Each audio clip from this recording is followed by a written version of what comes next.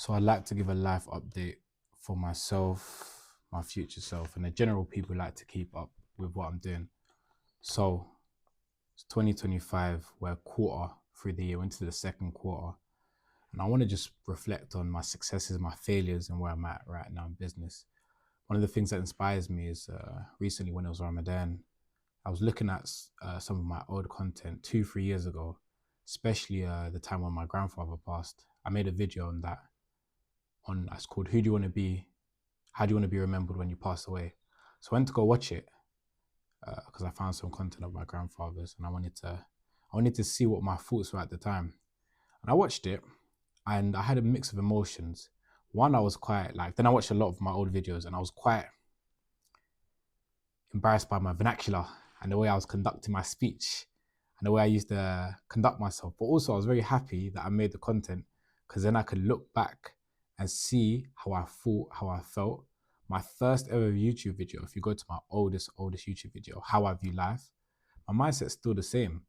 The general health, wealth, happiness, provide for my family, I'm invested in property. Those wider goals are still the same, but the micro has changed a little bit. Now, I like to say, all praise be to God and a lot of gratitude towards my mother. I've been able to be quite successful at my age. A lot of people think I'm in my 30s. I'm not there. I'm about halfway in my 20s for now. But this, I've also quite recently experienced a lot of failures. And mainly the failures, I would say, being honest, one is the people that I relied on or did deals with, and two, looking at personally, the way I've conducted myself and my business in my contracts and agreements and relationships with people, and three, in just, I think, spiritual. I'm a lot more spiritual conscious, and I'm going to break every single thing down. Now, if I go backwards, so right now, if you don't know, my name is Abdul Qawi, so I'm a Muslim and I'm into property. I've always wanted to be very rich, very successful. And right now, the way that's manifesting is I'm looking a lot more deep into my religion. Ramadan has just passed, and it's a very spiritual, recharging moment. Like it's kind of like a spiritual gym, especially some of the practices I engaged in. So now I'm viewing, and this is from a lot of West things as well, personal development. Even there's a book, Psycho Cybernetics. I haven't read it, but I believe I understand the concept. If you want to change yourself or get to a new destination, you need to create a new identity or have an identity of who you want to be and then work backwards towards that. Even Tony Robbins speaks about it. Now, I've always wanted to be a millionaire and I've always wanted to be successful in all realms of my life. So recently, after I went through these trials and tribulations, which coincidentally interlinked with the month of Ramadan, I was like, if I'm truly to be at the pinnacle of my success, I'm truly to be the multi-millionaire, gratitude, all of these, the great person I want to be, there's no way I can do that compromising my religion. It's not possible because if I reach the pinnacle of what we call the dunya, the material world, why would I ever take time out to now go and spiritually recharge myself? I wouldn't. I'd be arrogant. Definitely, I'd be arrogant. So it can't happen. It couldn't happen that way. So now I'm I'm praying for ilm nafiya, what we call beneficial knowledge. So I'm studying my deen. Most importantly, like I'm studying the basics. What we call fiqh, uh, tawheed, trying to learn Arabic. But what I'm taking my own specialty, my self studies in Islamic finance. I want to deeply understand the Islamic principles of finance, and it's a very touchy subject, especially to do with interest or riba in the West. Mortgages and bridging finance are the main driving mechanisms of how people get rich and property in this country.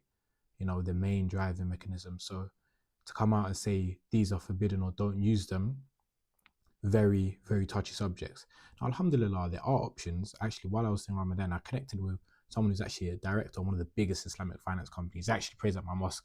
He's been there for years. I've been there for years, never knew him. But, all these things happens for a reason. So there are ways to do bridging and all of these property strategies in a halal way. And it's what I'm going to dive deep into, study, understand, and do it. So, for example, like my business right now, I've raised 6 figures from private investors, invested in properties. It's gone well. I'm going to speak about the challenge of the business later and why there's a redirect, a pivot. But now that I understand deeper about the Islamic finance principles, Lao Lam, I don't know how to do it, but all I know is there's certain conditions that I wasn't aware of, that the way I've structured it is not correct. So I need to go look at that and look at everything forward in how to do it. So those are some of the things I'm struggling with or becoming aware of. Blessings or curse, I don't know. Now, in terms of my main business has been, if you know me for a long time, with the service accommodations, Airbnbs, me and my mum since 2016. So it's coming up to almost 10 years now. It's been very profitable, but I would say the glory days are in the past. Not because there's not money in the industry. Only last year or 2 years ago, and even potentially this year, £10,000 in a month bookings. The market's there, but you have to be niche and specialized. I say the glory days in the past because of the forces of supply and demand, and again the interest landscape. Most landlords, this is a bit technical for those who are not property, but essentially the rents that properties are demanding are much higher. If you've ever tried to rent a property recently, you know rents are crazy high. And two, more people are trying to do business. Whenever more people are trying to do business, increasing supply, more supply, the price lowers. That's just basic. I studied economics, so I can basic supply and demand. So not that there's not money to be made, but the glory days are gone. So then I got into becoming a housing supplier and accommodation provider. This is working with the government, local authorities, which to be honest has been very profitable, very good. This is why I've had most of my recent challenges, because the market has changed very subtly in terms of, again, more suppliers, which means the rates down and again, the compliance up. So the demands and the qualities of the properties is increasing. The amount of work that needs to be done to supply properties has gone up whilst the rates have gone down. Again, signs of a not dying industry, but the decline, the glory days are in the past. Things do go up and down, but one must be able to spot these pivots and move. Now, I'm grateful that what I've got, I'm looking to maintain, but the way I grow is looking to change. So that being said, the way I'm looking to move forward in direction is I'm actually looking to move into the direction of sales.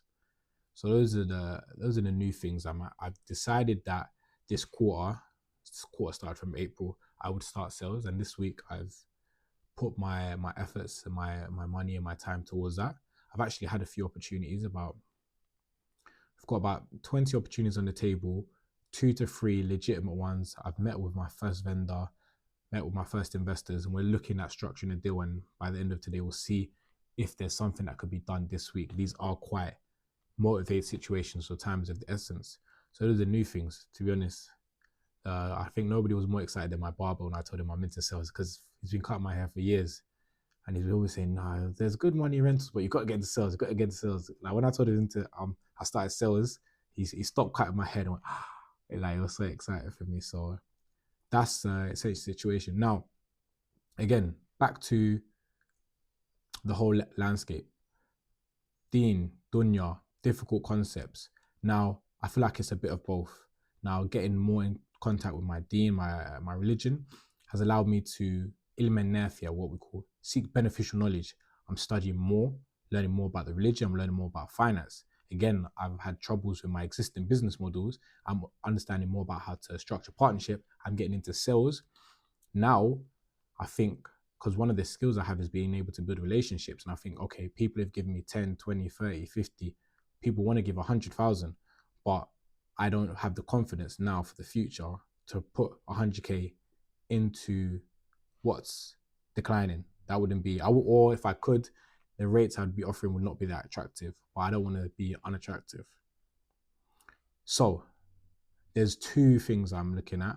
One of them, I'm looking for business partners, and I'm going to put my own capital into that first and see how that goes. And then if that works well, then definitely there's a great potential in that. For that, I'll keep for the future. And right now, sales. What's so beautiful about sales compared to rentals is, especially with the situation I'm dealing with, people have these problems, and people talk about our interest. Why is interest around? Why is interest? A lot of the situations I see with people having these issues with properties is because they have a bridging loan. The interest is killing them. They can't afford it, and maybe they were keeping up with it, but as things happen, people lose their jobs, they lose their incomes, they can't keep up with the finance, they're in desperate situations. So these, in general, finance and interest in property, there's risks in everything, and you have to be careful. So I just, again, Iliman Nafia, seeking beneficial knowledge on how to do things correctly. A lot of, again, these people, like, I do have mentorship, but it's not really open right now. But a lot of the people I've seen, they don't have property mentors. They're just, I think I can do this, I want to do this, I try to do this, and it kind of goes left for a lot of people. So again, but what's beautiful about sales is it's a problem. Like with rentals, I go to see the landlord. What does the landlord want? What can I get? I close it. This is like, there's problems to solve. Okay, there's this debt outstanding, but what's the value going to be? How much is the refurb going to? Each situation is so uniquely different that in this situation, I genuinely feel like I'm solving problems and, again, helping people. So it's inspiring. And the plan is, do a lot of deals, understand that, start to do my own deals, and then partner with a bunch of people and see how we can take it to the next level. So I don't know how deeply I spoke about my failures. Have 10 more minutes. Maybe I'll make another video. I actually did ask ChatGPT the 10 blind spots, or 5 blind spots, gave me 10. 5 blind spots I'm missing as a young entrepreneur. So I'll probably make that into a second video. If you want to see my top 5 blind spots according to ChatGPT, then watch this video here.